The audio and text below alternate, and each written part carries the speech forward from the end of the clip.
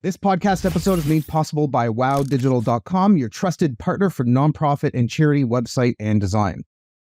Tune in as we join forces with Alex Charfen. We're unveiling must-know strategies for nonprofits, blending business savvy with mission-driven success. This episode is a nonprofit game changer that you cannot afford to miss.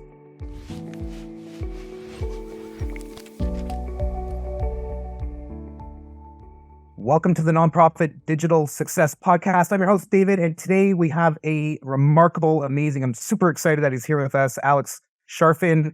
Alex is an influential entrepreneur and author recognized for his expertise in entrepreneurial personality type, EPT. So starting his business journey at a young age, he made significant strides in real estate, particularly during the 2008 economic downturn. His innovative CDPE process was crucial in hastening the recovery from the U.S. foreclosure crisis. Alex is known for his book as well, The Entrepreneurial Personality Type, and is a respected voice in the entrepreneurial community, sharing his insights on various global platforms. I've been following Alex for a few years. He's super insightful. And the reason that I want to have him and come onto this show today is because, and you've probably heard me say this a few times, you need to run your nonprofit like you are a business. Somebody at some point, the founder of your nonprofit, maybe it's you if you're listening, you started this journey out of a place of somewhere really good that you wanted to create positive impact on the world in one way, shape, or another. Entrepreneurial spirit is right there. Alex, thank you so much for joining on the show today.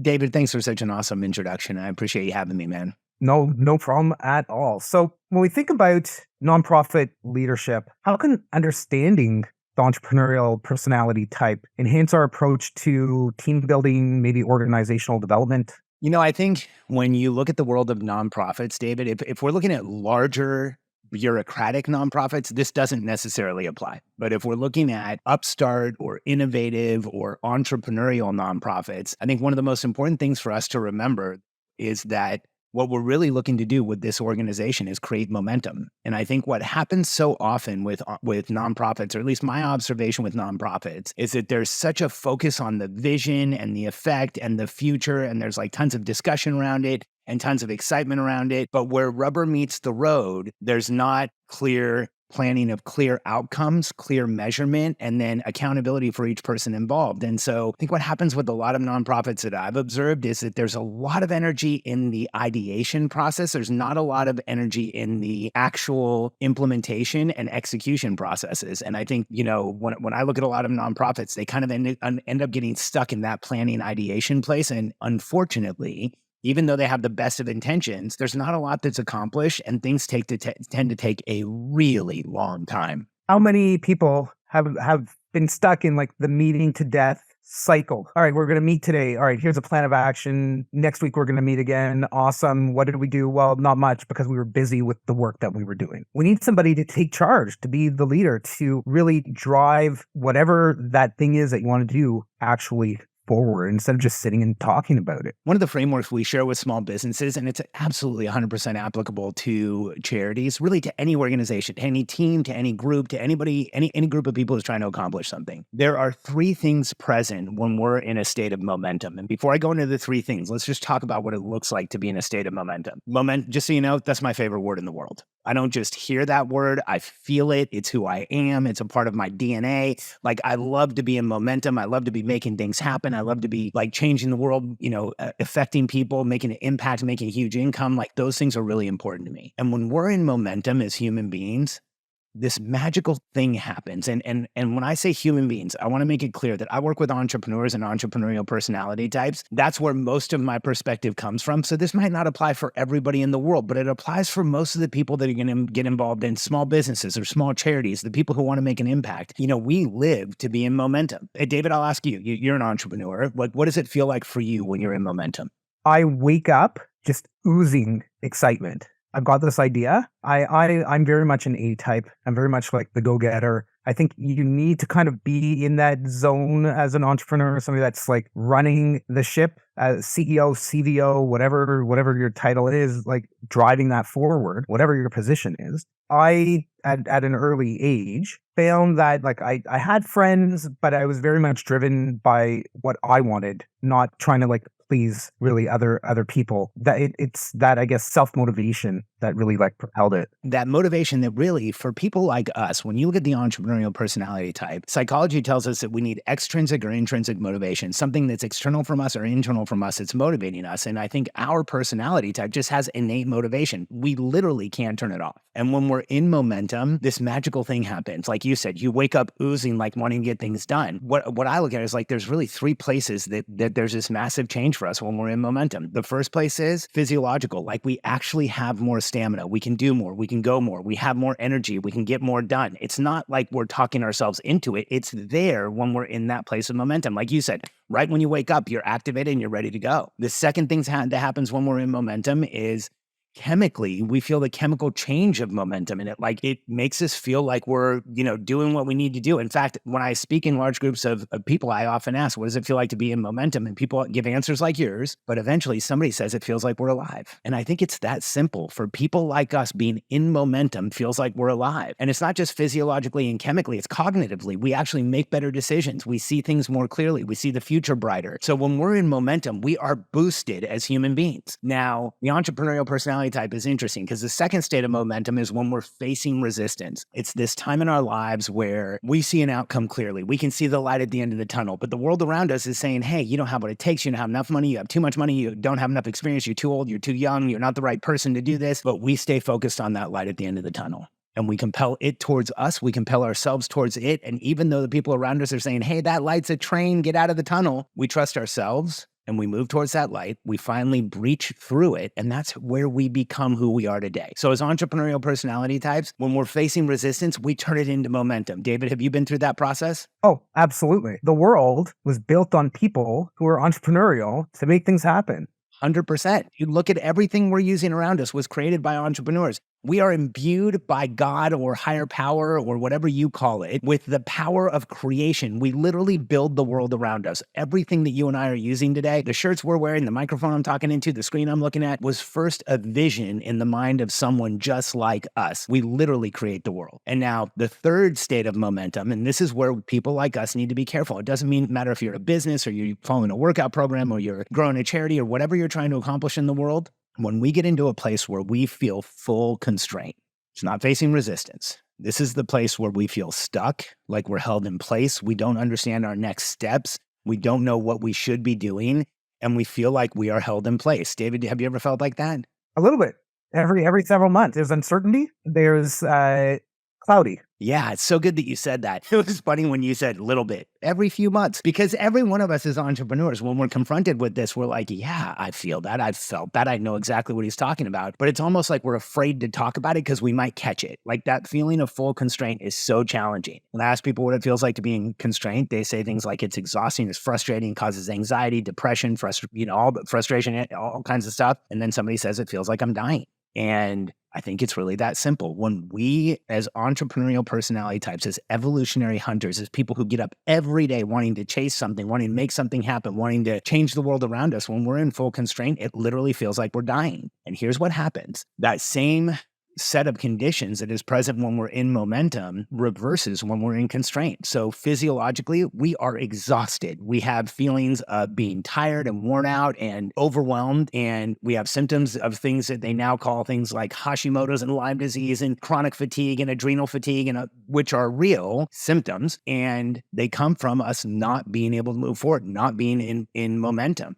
The second thing that happens is chemically, we feel the depression, we feel the frustration, we feel the anxiety of being in constraint. And the third thing that happens is cognitively, we actually feel brain fog. We have a hard time making decisions. Our vision narrows. We go into a fight or flight pattern, fight, flight, fawn, or freeze. And we're in that parasympathetic nervous response where we really don't make the best decisions. And so for people like us, protecting our momentum is crucial. Protecting our state of mind is crucial. When it comes to momentum and working with organizations, there's three things that you need at the organizational level, at the department level, at the project level, and at the individual person level in order to be in momentum. So when we look at a company, we want to apply this to the company, departments, projects, and people. And those three things are simple. In order to be in momentum in your life, and I'm going to give you a test so that you can actually self-discover that this is true. But in order to be in momentum in your life, you need three things. One is clear outcomes where there's a finish line and a destination. So like something that we can actually tangibly see that we're aiming at and we're going to cross through. The second thing we need is clear scoreboards. We call it transparency. You need to understand with perspective whether you're moving forward or not.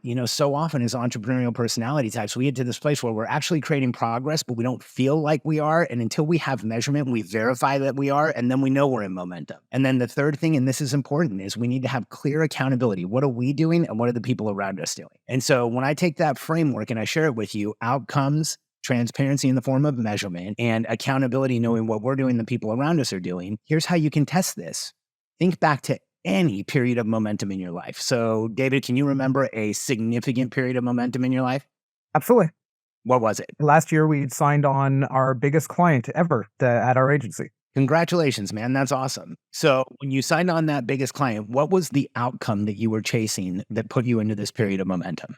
The outcome that we were chasing was, how do we level up? How do we get to that next stage in the business? How do we grow? How do we scale? But not just scale in terms of, all right, more money coming in, but the team and the processes and the organization and the project management of the work that we are doing. So for you, you had this client come in, and the outcome becomes we need to put new processes, structure, routine in place so that we really can serve these clients at a high level. What was the scoreboard you were using during that period of time? What we were using, we were taking a look at the number of meetings that we're having. Do we go up or down on them? The frequency of them, the length of them, that type of thing. We were taking a look at agendas, these very tangible, very specific things that we can alter. We can adjust those levers and go, okay, we need more of this or less of this to deliver, to satisfy the client and to be able to complete the project and move forward with them. Okay, so your measurement was a set of milestones that you were looking at and saying, let's examine these milestones, see the ones that we're checking off. It gives us clear evidence that we're moving forward. And now we are delivering at the level that we want to deliver. And then when we look at the last condition that was necessary, David, what were you responsible for and who was helping you?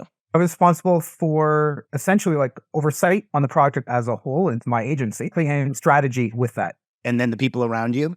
So I was at like the 10,000 foot level. They were at like the 5,000 foot level, immediately like below me, dealing with project management, account management, internal communications, client communications, and that piece. Okay, so what I'm hearing is you had this very clear outcome with this new client. You had clear measurement in the form of milestones. You understood your responsibilities and the people around you understood their responsibilities, even the level where those responsibilities strike. Here's what's interesting, David. I've taken thousands of entrepreneurs through what we call the momentum equation exercise, and we ask them simple questions. What's a period of momentum in your life? And I'll share one that's not related to business. When I was 13 years old, I got into high school. I got into a speech class by accident. I thought I was taking one elective. It was a different one. At that time, I was not the most outgoing person. I was kind of the shy kid. I had a hard time with like being in front of rooms and stuff, but I got into a speech class, and my goal getting in was like, I'm going to survive this class. And the scoreboard in the class was an actual scoreboard in the class that showed how you were doing and was hung on the wall. And the accountability was I was learning, speech from the instructor, Rick Lara, who's still a good friend of mine. We've known each other now for 38 years to this year. And then, the other students in the class and the feedback that we were getting, the support that I was giving them, I got into this trying to survive a speech class. And what happened over the 4 years that I was in high school, I was in this period of massive momentum because I started speaking, I started winning, I started going to tournaments, started winning tournaments. I started breaking all kinds of records. And so for me, this very humble beginning of, holy crap, I need to survive, turned into me understanding that I could speak in front of people, that I could command a room, that I could lead a team. I actually became the team captain for the speech team, that I could go out and compete. And so when we look at periods of momentum in our lives, outcome, measurement, and accountability is always there. If you're in an organization now, whether it's a charity, a business, a team, a family, where you don't feel momentum, one of those three things or more is missing. You probably have nebulous, unclear outcomes. The measurement isn't something that people are actually looking at and paying attention to.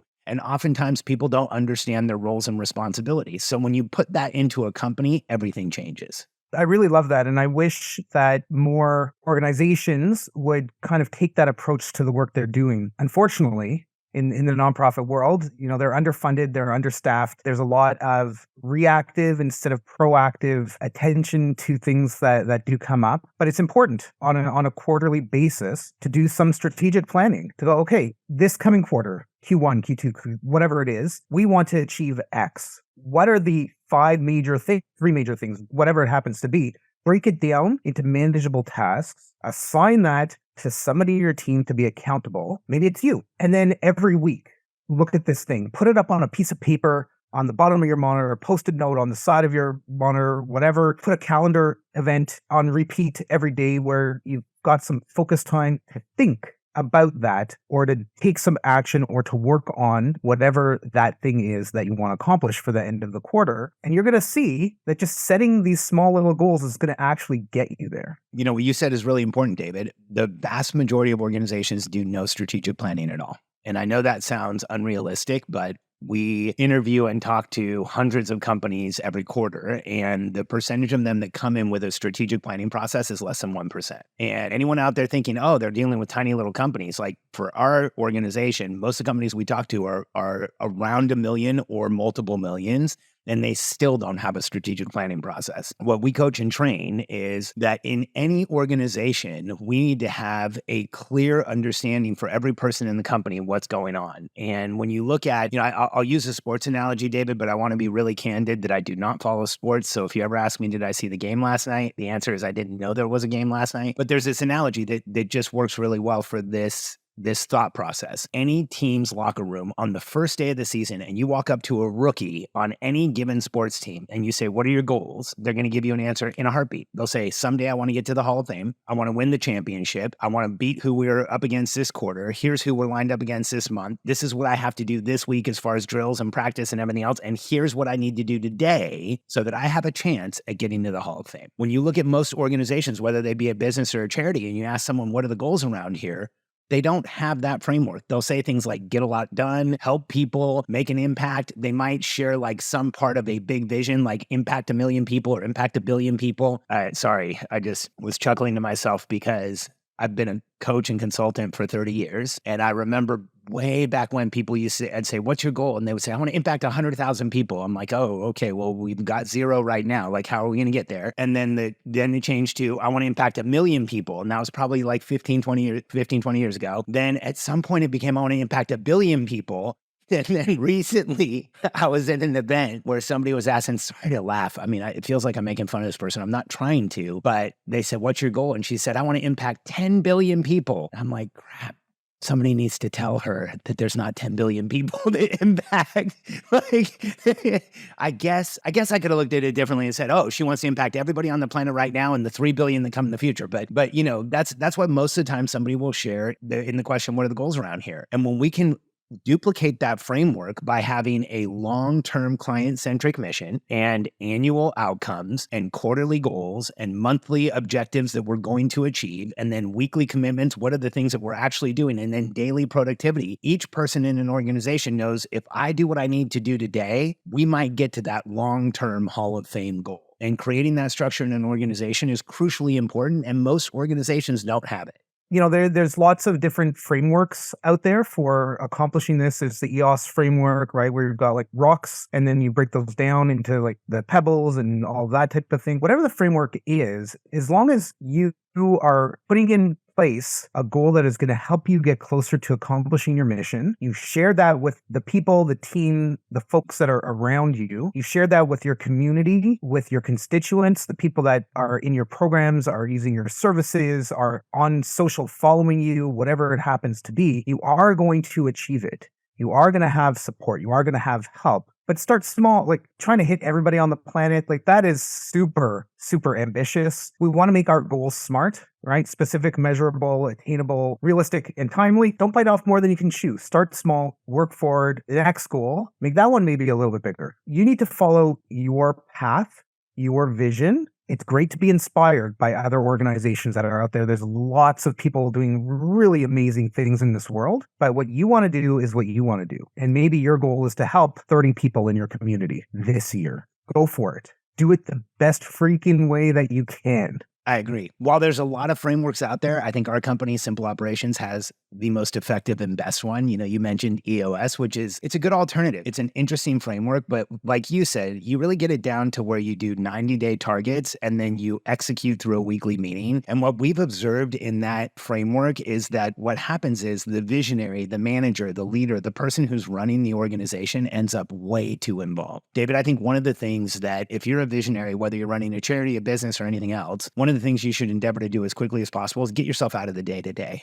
Being in the day-to-day of a business, being involved in the tactics, being involved in the details creates so many symptoms for us as visionaries. And here's what I mean by symptoms. When we're too overwhelmed in the day-to-day, it can make us anxious, it can make us feel frustrated, it can make us feel resentful to our team because we're way too involved. When we have too much coming at us on a day-to-day basis, when we're getting interruptions and questions and death of 1,000 paper cuts and we're involved in the tactics, it can actually reduce our capacity to be a visionary. It puts us in a parasympathetic nervous system response. It dysregulates our central nervous system because we have highly sensitive, highly adaptable nervous systems, but we also have to protect them from too much in the day-to-day, too many tactics, too many details. Like one of the symptoms that happens when we're stuck in the day-to-day is that, and if you're a visionary that runs a business or an organization of any kind, you'll probably relate to this, is you wake up one morning, you find a mistake, and it completely destroys your entire day because you're the one who found the mistake. You feel like you're the only one who finds mistakes. Mistakes must be being made everywhere. And so, I often have people on teams tell me, well,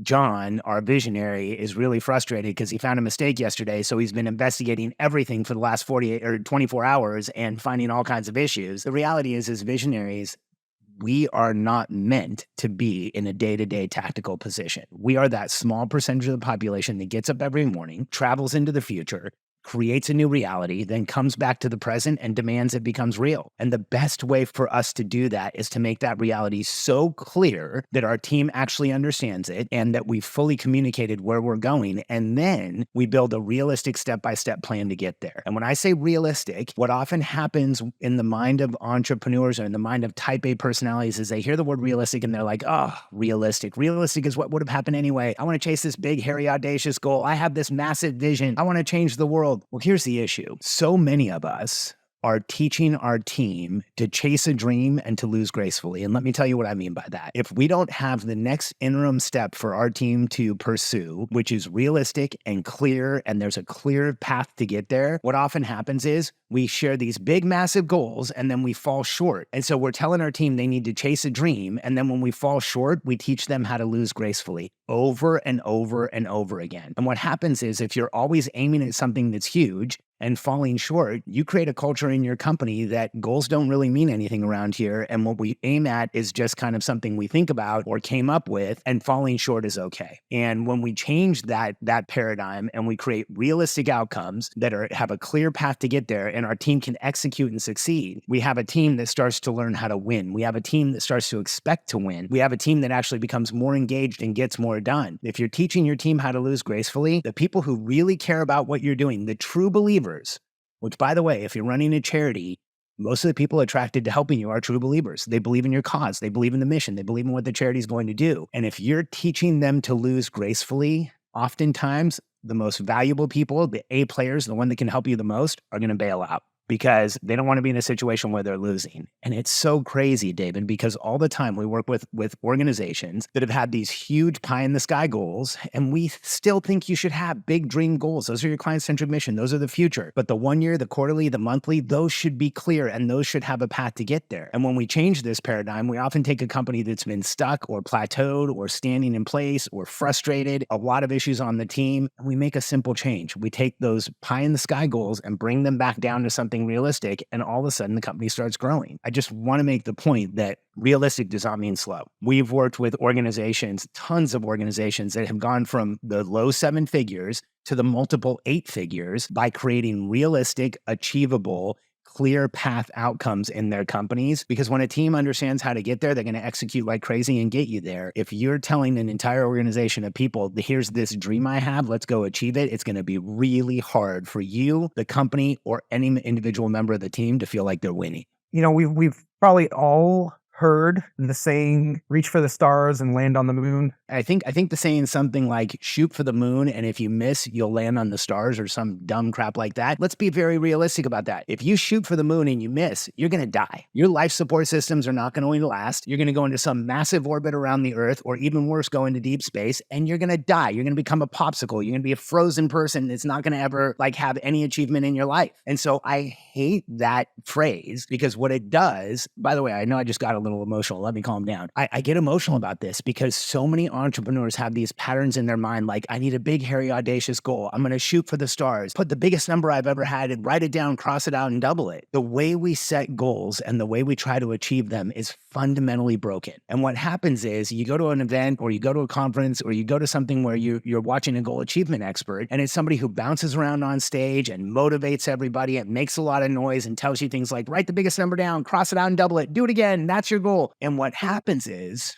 that process might have worked for 1 or 2 people out of 100 or 200 or 300. And that's the person who gives the testimonial. And so everybody's like, well, I guess this is how it works. Nothing could be further from the truth. We can have huge dreams in the future, but when we create clear process, structure, and routine to achieve what we want to achieve in the short term, that's how we get our life into momentum. That's how we make real, lasting, permanent change. And that's how we grow the organization that we care about. 100%. What I would like everybody to do is think about whatever level in your organization that you're in, whether you're, the graphic designer, or you're a director, manager, VP, CEO, CVO, whatever. Think about what you want to achieve in a 5-year span. This should be personal as well. Oh, I want to take 3-week vacation traveling the world, or whatever, right? Or 3 months, whatever it has, right? But the business goals, what is it that you want to achieve? Then we'll look at a 1-year goal. What is it that you can achieve 1 year that will get you one step closer to hitting that 5-year goal? Then go, okay, right now,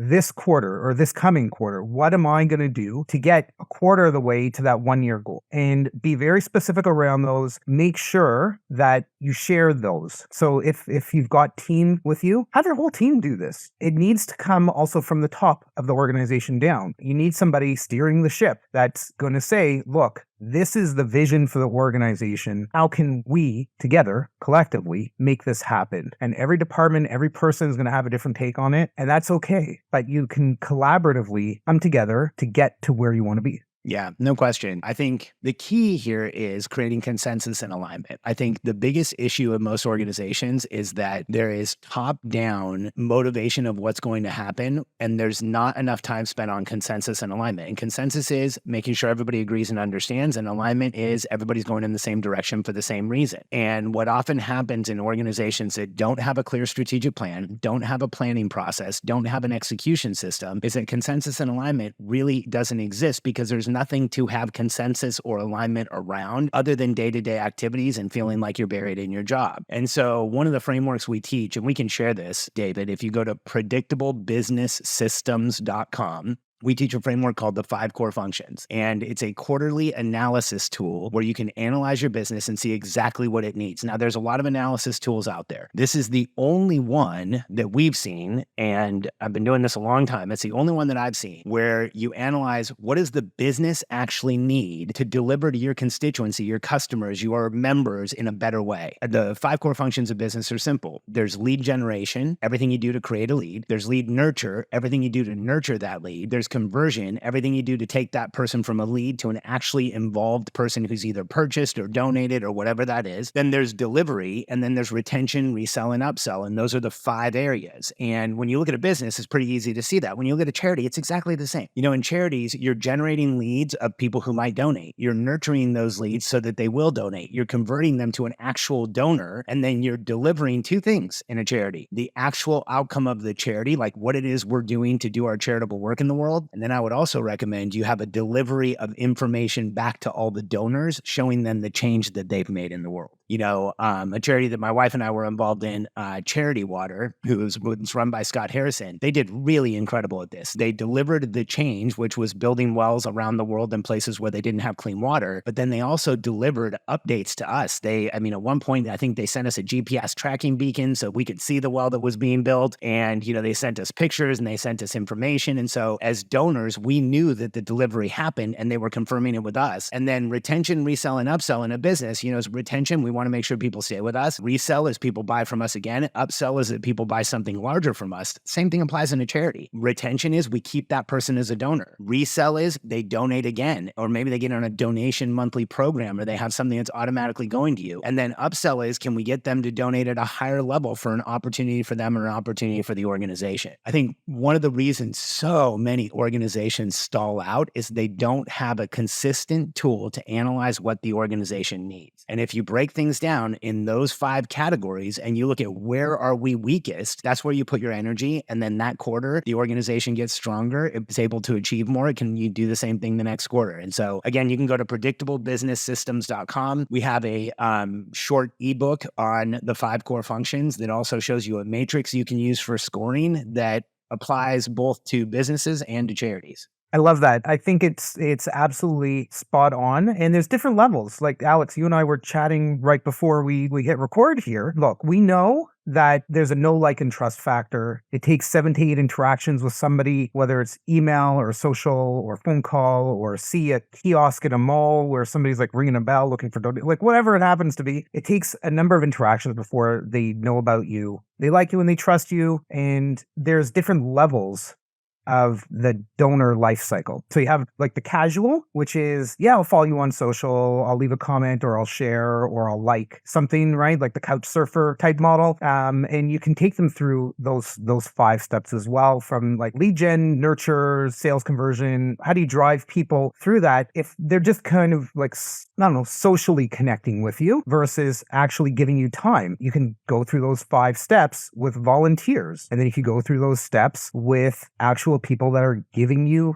money. You can go through those steps with corporate sponsors who are giving you maybe goods or services in return for X, Y, Z. You can go through that with your board of directors. You can go through that with your staff in your organization as well. It really does play across the whole spectrum. Even though we're talking about business, this absolutely 100% applies to you as a nonprofit. Yeah, there's no question. I think that the biggest I just want to be careful with how I say this because I don't want to offend anybody working in a nonprofit, but I think that the biggest challenge with the majority of nonprofits that I've been involved with is that they're not run like a business. And there's not enough accountability around outcomes. There's not enough accountability around measurement, and there's not enough accountability as to who's responsible for what. And as a result, a lot of the charities that I've observed from the outside, some of the ones that I've been involved in the inside, there's a lot of discussion, a lot of ideation, a lot of visioning, a lot of getting excited, but very little execution. And so when you go through those 5 core functions, here's what happens. You get very clear on what the organization needs. You start executing those things, and you see a difference in the organization. You see movement, you see growth, you see more donors, you see more activity. And then that pattern of, hey, if we do this intentionally, we get results, makes it so that everybody involved wants to do it intentionally again and get more results. And so I think, like I said, I don't want to offend anybody running a charity. This is not a universal statement, but the majority of charities that I've been involved in, ironically, have been run by entrepreneurs, but they run their business like a business, and their charity does not run like a business. I don't know what to compare it to.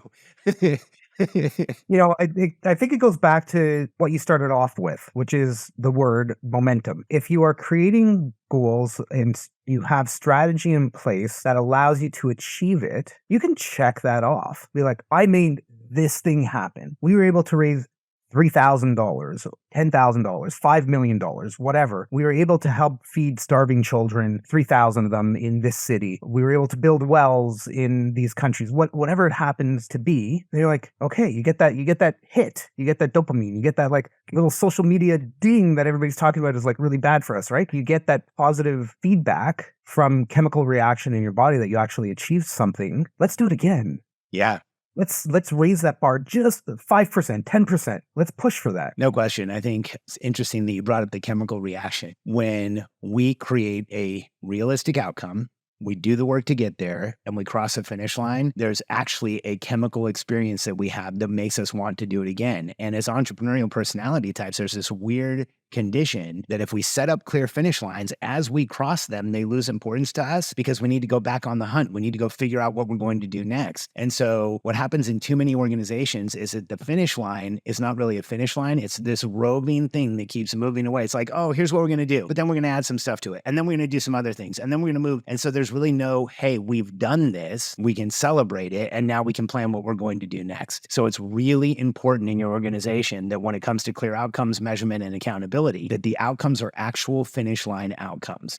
So here's a question for you. What advice would you have for a nonprofit or charity in adapting traditional business strategies, like what we've been talking about, so that they can align their team with their mission and their values? I think start thinking about the charity as a business. And I know that makes people feel uncomfortable because the outcome of a business is profit and the outcome of a charity is some type of assistance or change or transformation of a cause. The problem I see is that the difference between how a business is run and a charity is run is why the charity has so many challenges and struggles and frustrations. And what I mean by that is kind of what we talked about earlier. Have clear outcomes for the charity, have clear measurements for the charity, and then have clear accountability. I think one of the things that happens in too many charities is that the person running the charity feels like everybody is giving to the cause and giving to the charity. So as a result, they don't hold people accountable or they don't create accountability. If somebody's showing up to help a charity, they actually want accountability. It's the same thing in business. A lot of times people tell me, oh, I want my team to have freedom and autonomy. Well, freedom and autonomy is totally different from lack of direction and lack of understanding.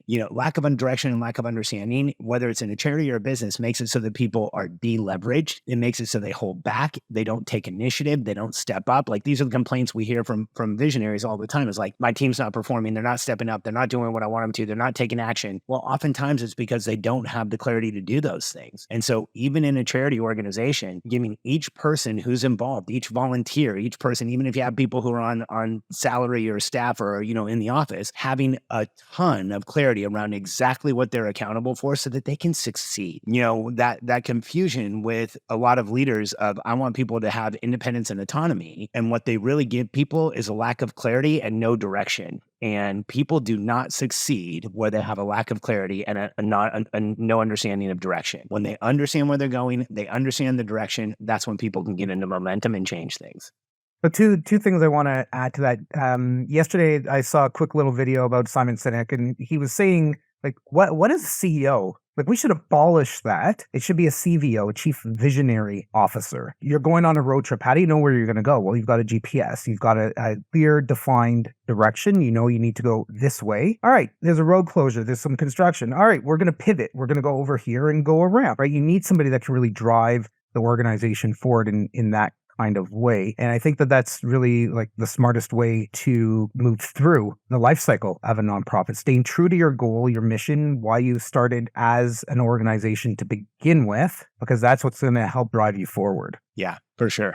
Awesome. Alex, these have been some really fantastic insights on, running your business or nonprofit. For anybody who's listening, do you have any wishes, desires, action that you want them to take in the next, couple of days after listening to this? Yeah, I think you should go download the 5 core functions and understand the framework. Whether you work in an organization or you're running an organization or you're a manager, it's one of those frameworks that applies to any organization to help you understand what you should do next. It also is a really great way to analyze the organization so that you're clear on what it needs. And David, in our experience, what we see as the biggest challenge in business, and remember, we don't work with a lot of charities, but what we see as the biggest challenge in organizations is that there is inconsistent planning of what should be done. There's inconsistent analysis and prioritization of what can be done. And so if you consistently analyze and consistently prioritize and then execute, that analysis, prioritization, execution is what really changes companies and what changes any organization.